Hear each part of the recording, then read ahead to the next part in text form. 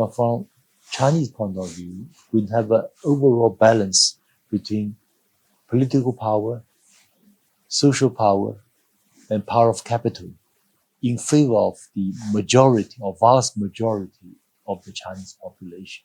The United States is a balanced power in favor of the power of capital. That's the problem. And so eventually the system may be increasingly in trade of goods, more and more use of Chinese currency. In trade of financial products, more and more US dollars. There could be different layers of operations. That could be another way out. So you would see this as part of China's vision of a more multipolar world? My vision. Because this is inevitable. Multipolar polarity is already there, but what we need is a multipolar world order. This is still in the making. We hope there'll be something better than this system. The problem with Donald Trump is he did not want this system either. Unipolarity, United States economy is hollowing out. He's not happy. He said we should abandon that. But he looks backward. We look forward. He said, let's go back to 19th century, mercantilism.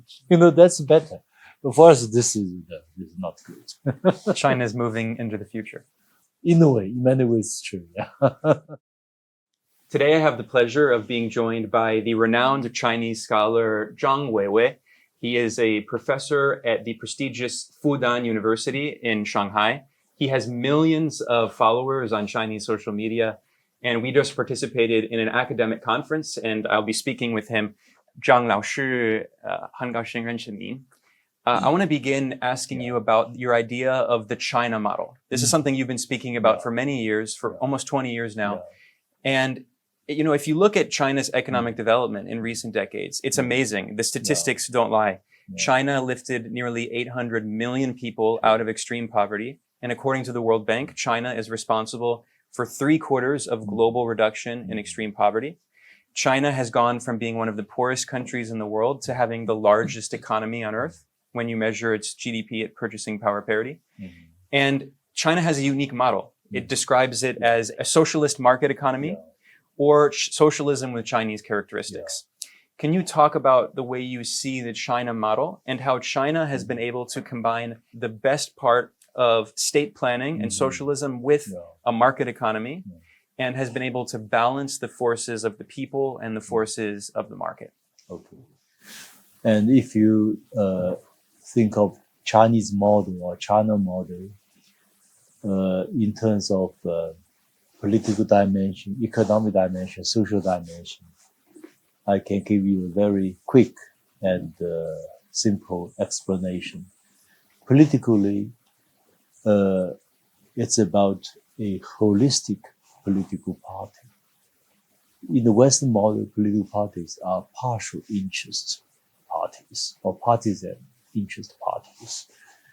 And this is serious because China is a civilization state, which means it's an amalgamation of hundreds of states into one of its long history. So China was first unified in 221 BC. Since then, in most of the time, China was ruled by a unified ruling entity. Otherwise, the country disintegrated. Yet behind this unified ruling entity is a system of, you may call, civil servant examination system, which was created by the Chinese. So China today's system is a continuation and evolution of that system. Communist Party of China is a holistic interest party. And behind this is a vigorous process of what I call selection plus election. Selection is from Chinese own tradition. You have to pass all kinds of exam tests today, your work experience, your performance. And election is from the West. So as a result, China produced far more competent leaders. This is the case than the Western models. If you look at China's top echelon leader, top 7 standing committee members of CPC, most of them 3 terms as number 1 of province, party secretary or governor. So they have literally governed over 100 million people before they came to the current position. So this is important. Second, economically, we call it socialist market economy. In fact, it's a kind of mixed economy. But many countries also have mixed economy, but Chinese one is unique. It means the state owns so many resources, from minerals to land, everything. Yet, the right to use the land is flexible. It's very often shaped by market force. A good example is why China can be so successful in internet applications. Even for those, apps used in the United States, whether TikTok, Temu, or Shein, they're all Chinese inventions because they came from internal competitions within China. And after this, they become very competitive internationally. So if you look at the Chinese internet applications, the whole digital infrastructure is created by the state sector. Each and every village must have 4G and 5G. I told my French friends, I said, if you go to Tibet or Xinjiang, there you find the internet connections are better than central Paris. Indeed, but this is a political task. You have to fulfill that. Even village might have 4G, if not 5G, 4G. At the same time, the private sector, like Ali Group, made the best use of this availability of top-notch infrastructure and provide internet service, e-commerce, to the best of their capability.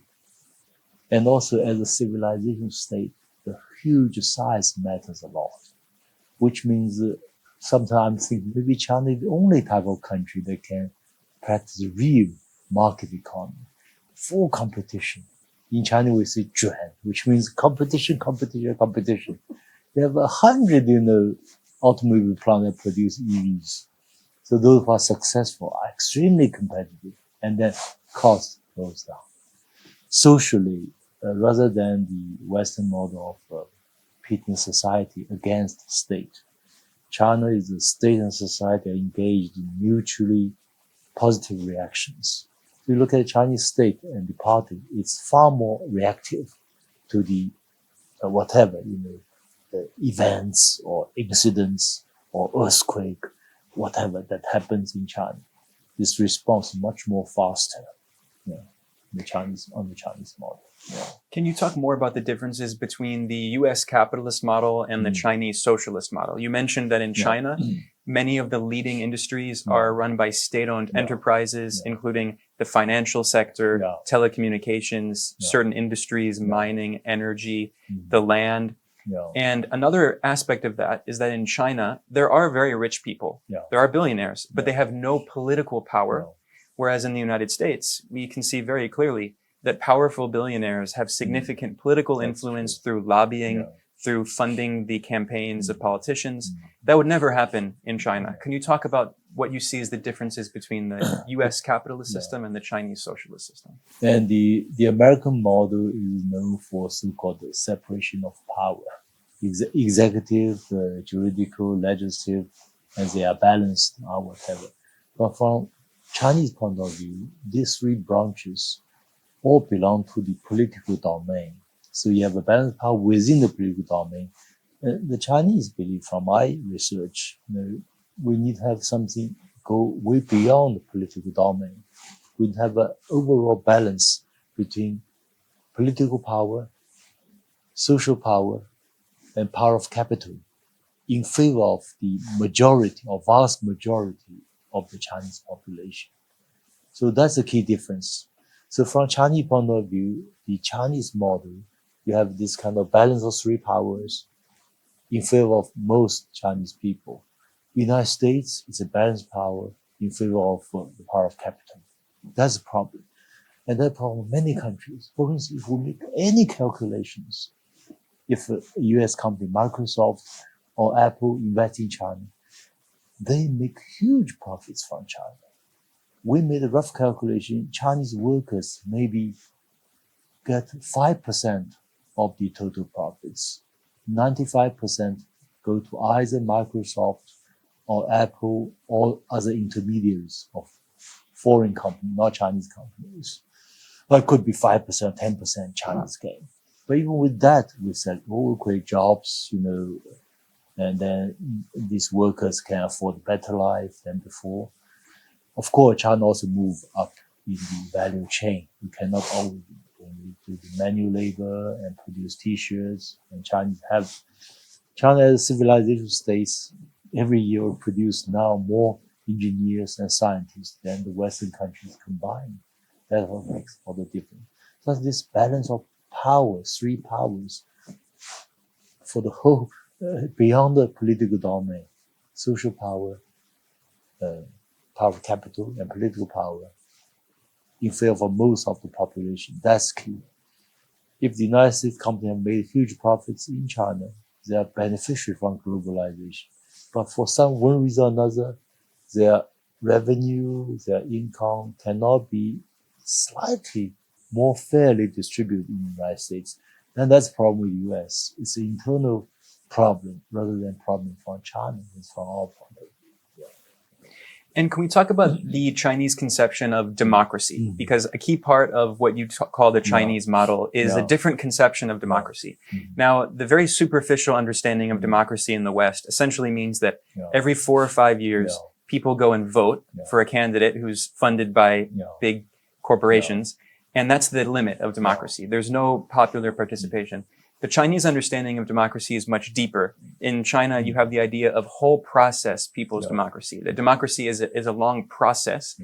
And in the West, they say China is authoritarian, but you would argue that actually China has a different kind of democratic system. What is that? I challenged many years ago this whole paradigm, so-called democracy versus autocracy, democracy versus authoritarianism.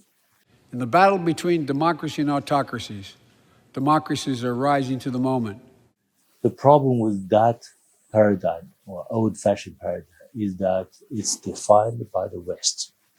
It's like, the West, for one reason or another, first registered this particular brand. So China, you can explain whatever. It makes not much difference. They're always defensive. So I said we need to have a paradigm shift.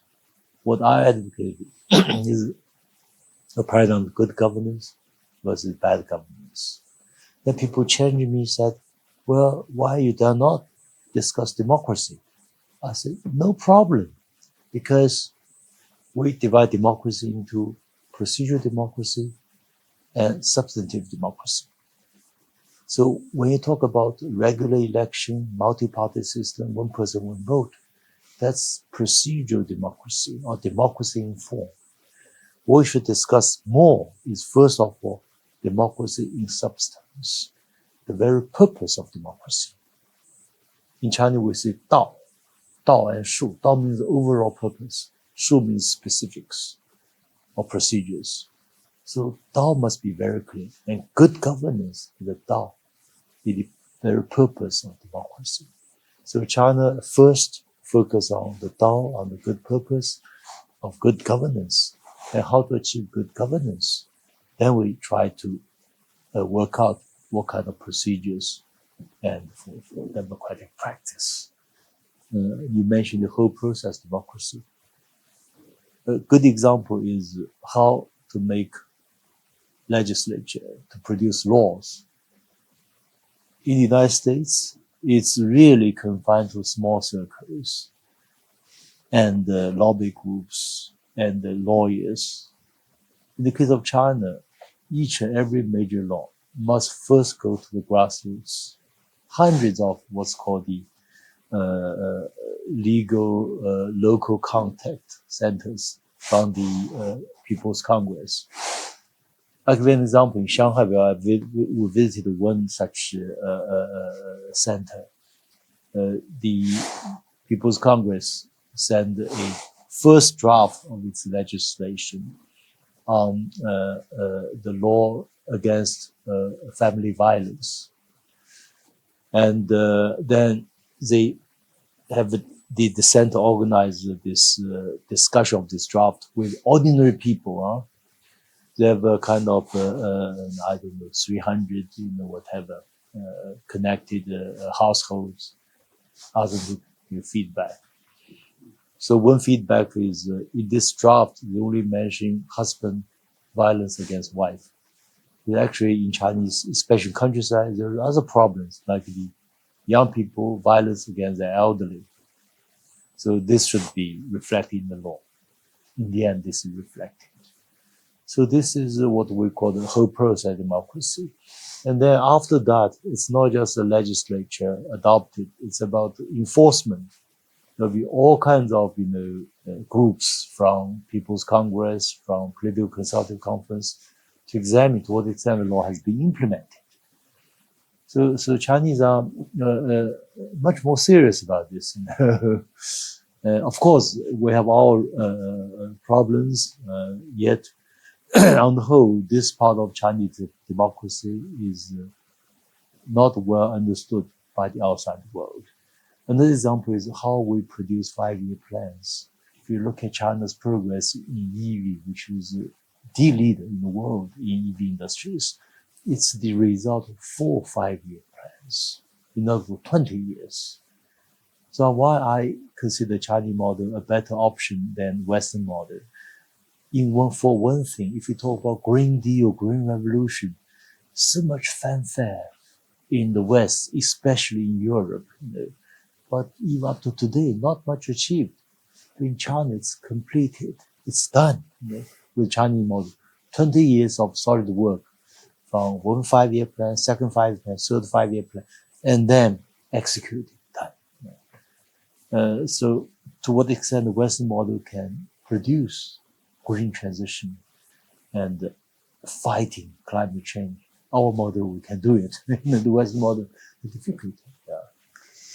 Professor Zhang, back in 2011, you participated in a debate with Francis Fukuyama, who was a defender of the Western capitalist system, of a liberal democracy. He famously argued after the fall of the Soviet Union that that was the end of history and that all countries would eventually adopt this model of a liberal capitalist democracy. He claimed that there would be an Arab Spring in China, and you were skeptical.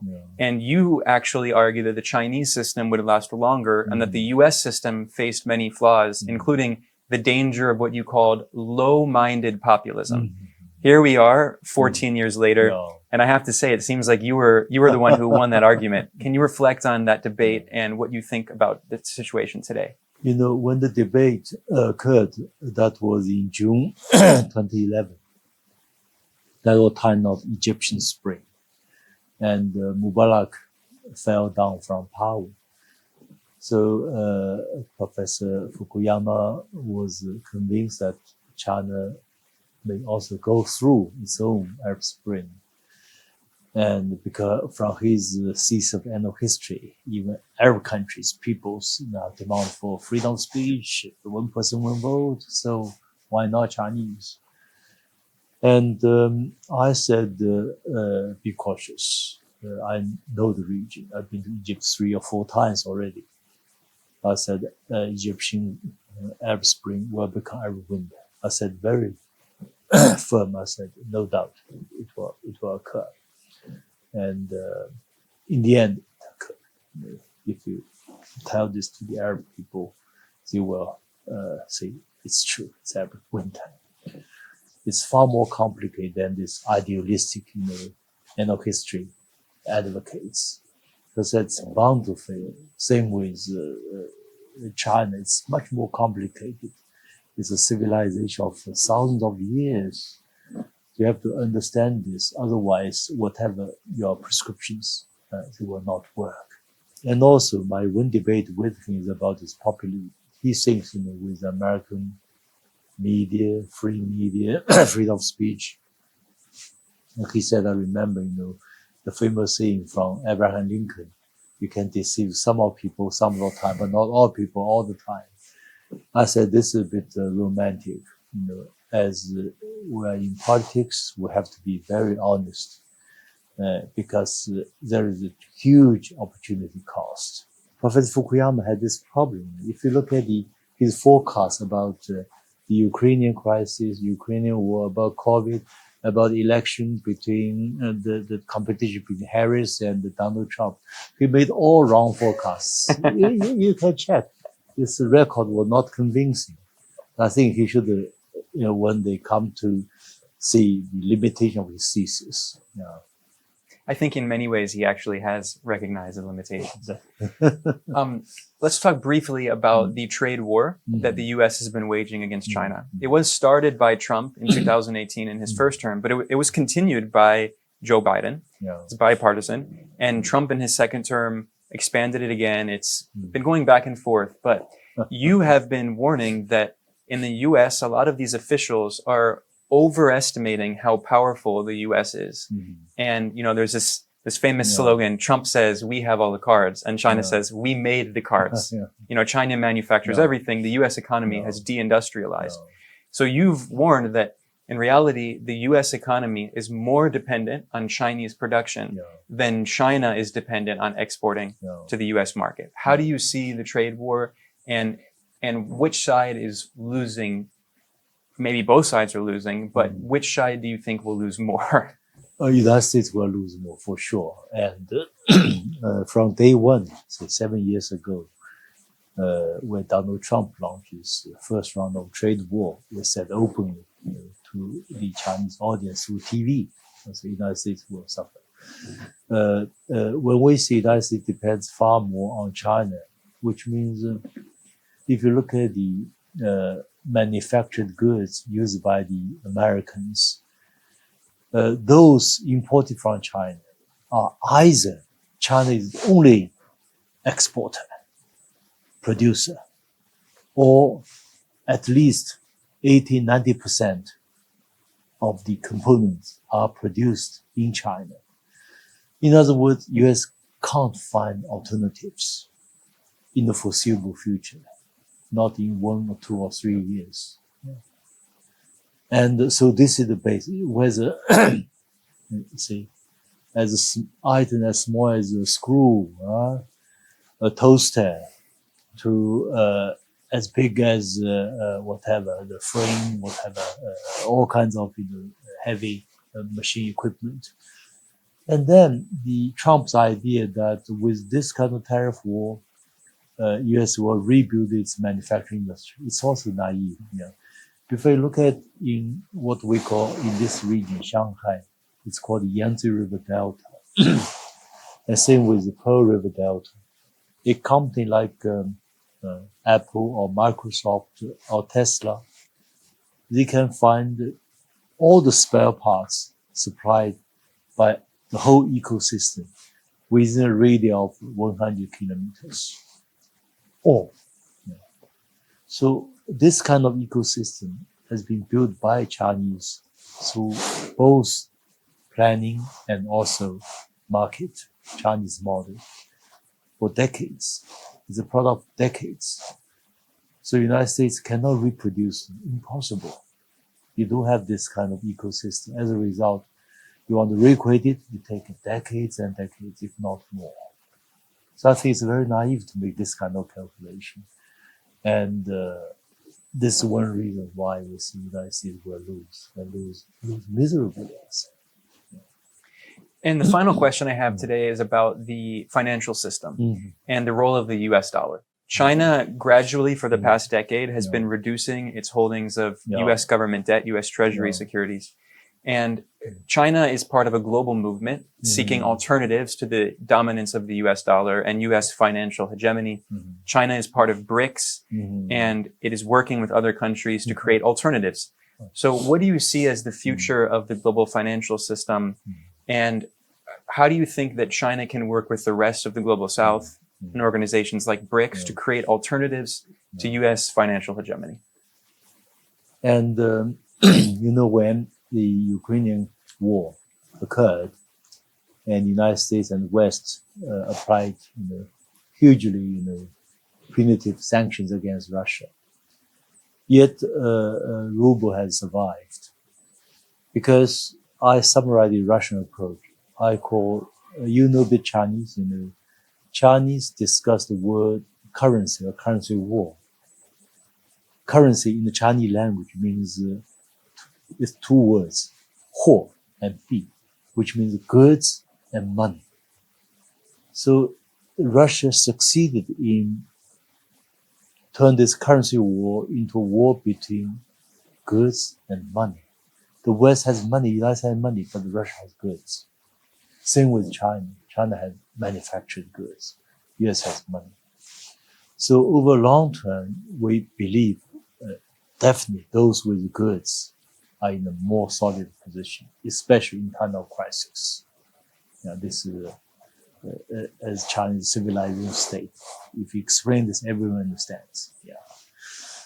And then the United States has weaponized everything, including dollars, including SWIFT.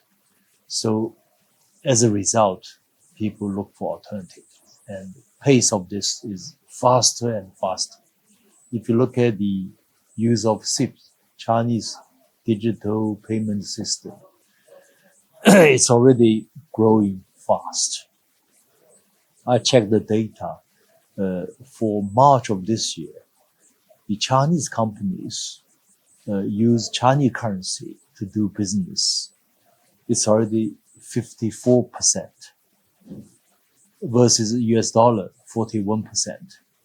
So, in fact, this CIPS vis-a-vis SWIFT, they represent two highways. SWIFT is the old highway. It's old-fashioned. It's based on telegram. It takes days, 3 days at least, to have a deal. It charges a lot of fees. CIPS represents a brand new highway, no loopholes, high-tech, blockchain technology. One deal takes 1 second or 2 seconds, basically no charge. Obviously, more and more people will start to use CIPS. And this is very, you may say it's a bit frightening to US, whatever, certain circles there, financial system. But it's inevitable because it's representing another type of technology, another type of idea. CIPS is far more socialist. No cost, or very low cost, very efficient, compared with SWIFT, which monopoly, charge a lot. So two different approaches. Of course, if you look at the use of dollar in the world today, it's still far more than Chinese yuan or currency. Yet if you look at trading goods, Chinese currency already moving faster.